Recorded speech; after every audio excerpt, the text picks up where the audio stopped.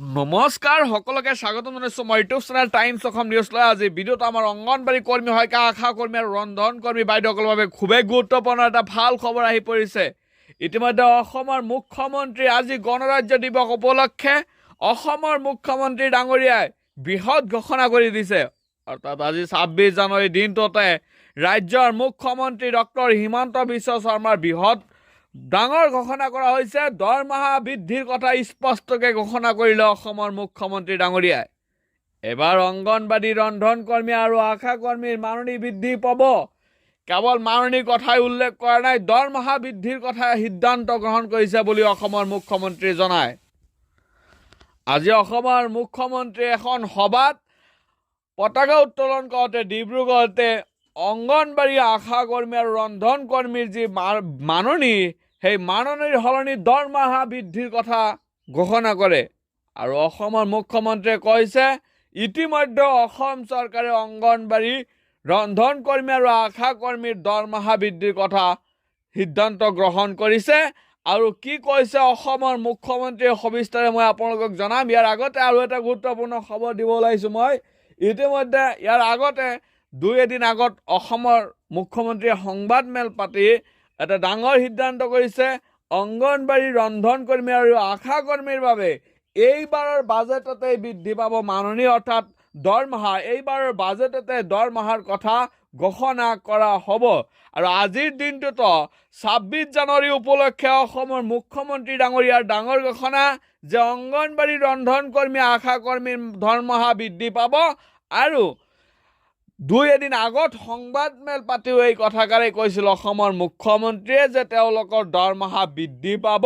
অৰ্থাৎ বাজেটত, অৰ্থাৎ 17 তাৰিখত বাজেট দাখিল কৰিব। নিশ্চয় 17 তাৰিখতে অংগনবাড়ী কৰ্মী সহায়িকাৰ মাননি বৃদ্ধিৰ ঘোষণা আপোনালোকে পাই যাব, বা আশা কৰ্মী হওক বা ৰন্ধন কৰ্মী হওক। আপোনালোকৰ বাবে এটা সুখবৰ যে এইবাৰ অসমৰ মুখ্যমন্ত্ৰীৰ তৰফৰ পৰা দৰমহাৰ কথাটো আহিছে। কেৱল মাননি নহয়, মাননি আচলতে অনাৰিয়াম হয়, অৰ্থাৎ সন্মানীয় ধন। কিন্তু এইবাৰ দেখা গৈছে অসমৰ মুখ্যমন্ত্ৰী ডক্টৰ হিমন্ত বিশ্ব শৰ্মা ডাঙৰীয়াই দৰমহাৰ কথা ঘোষণা কৰিছে যে আপোনালোকক দৰমহা দিয়াৰ ব্যৱস্থাৰ সিদ্ধান্ত গ্ৰহণ কৰা হৈছে বুলি কৈছে। কি কৈছে অসমৰ মুখ্যমন্ত্ৰীৰ সবিশেষ মই আপোনালোকক জনাম। ইয়াৰ আগতে আপোনালোকৰ বাবে এটা গুৰুত্বপূৰ্ণ খবৰ, আৰু এটা গুৰুত্বপূৰ্ণ খবৰ মই দিব ওলাইছোঁ।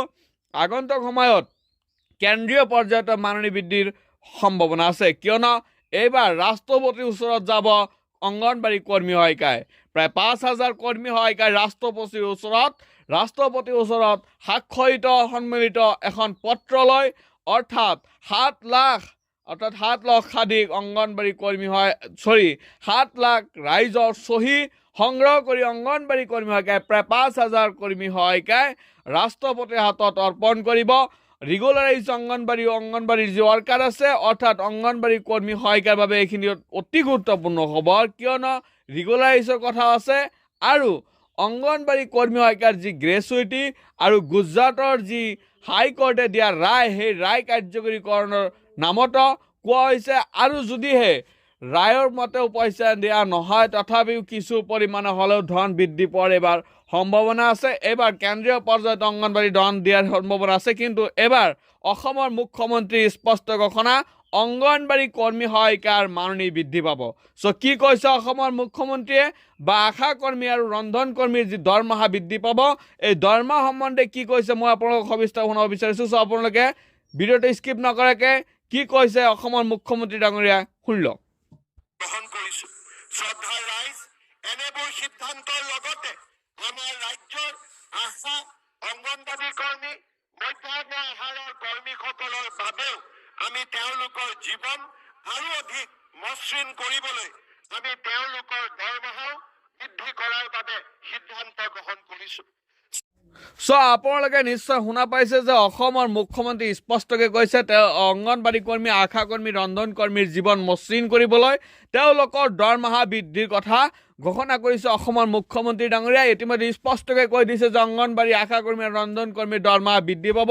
আৰু অসমৰ মুখ্যমন্ত্ৰী আজি 26 জানুৱাৰী আৰু গণৰাজ্য দিৱসৰ দিনাই এই সিদ্ধান্ত গ্ৰহণ কৰে অসমৰ মুখ্যমন্ত্ৰী ডাঙৰীয়াই, আৰু ঘোষণা কৰে যে অংগনবাড়ী আশা কৰ্মী ৰন্ধন কৰ্মীৰ দৰমহা বৃদ্ধিৰ সিদ্ধান্ত অসম চৰকাৰে গ্ৰহণ কৰিছে। এয়া খুবেই ভাল কথা যে অসমৰ মুখ্যমন্ত্ৰী আজিৰ দিনটোতে অংগনবাড়ী আৰু আশা কৰ্মী ৰন্ধন কৰ্মীৰ বিষয়ে স্পষ্টকৈ কৈছে দৰমহাৰ কথাটো। আৰু ইয়াৰ আগতে অসমৰ মুখ্যমন্ত্ৰীয়ে কৈছে তেওঁলোকৰ সমস্যাখিনি সমাধান কৰা হ'ব, কিন্তু আজি অসমৰ মুখ্যমন্ত্ৰী ডাঙৰীয়াৰ তৰফৰ পৰা স্পষ্টীকৰণ দিয়া হৈছে যে তেওঁলোকৰ দৰমহা বৃদ্ধিৰ কথা।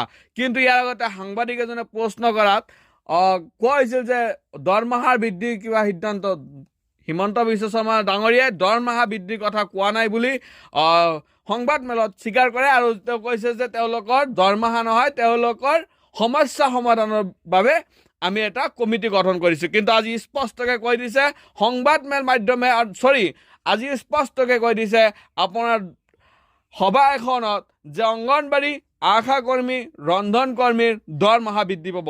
চ' আজি ভিডিঅ'ত দিবলগীয়া ইনফৰমেশ্যন বা আপডেট এইখিনি আছিল। ভিডিঅ'ত আপোনালোকে কেনে পালে কমেণ্ট এটা কৰি জনাব, আৰু ভিডিঅ'টো আপোনালোকে যিমান পাৰে ইমান বেছি শ্বেয়াৰ কৰি দিব। থেংক ইউ, জয় অসম।